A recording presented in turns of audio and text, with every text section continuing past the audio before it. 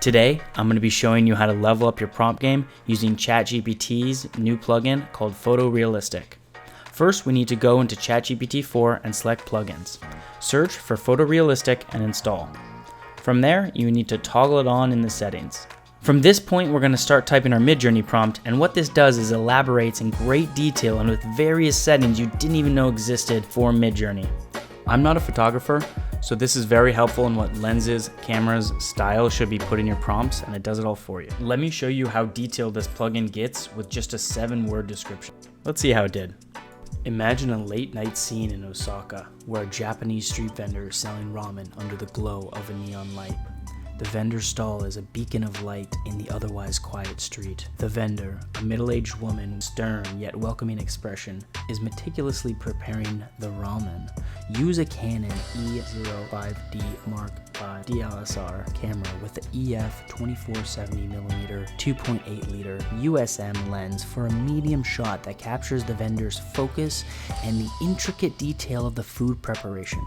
The resolution should be a 30.4 megapixel ISO sensitive 12800 and shutter speed at 1/60th a second. The light should highlight the vendor and her food, with neon lights providing a colorful backdrop. The color palette should be warm and inviting, with the neon lights red, green, and yellow standing out. The composition should be from a slightly high angle, focusing on the vendor and her stall.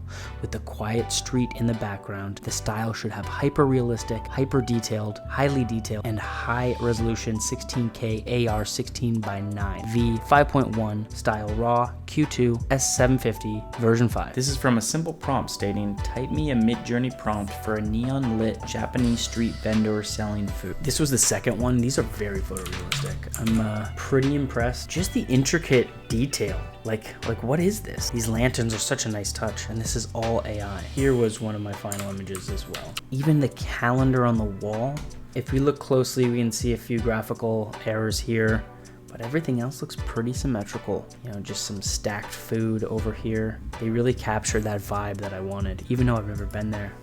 As you can see, just tremendous detail. I'm really amazed by this plugin, and I hope now you can see how powerful it is.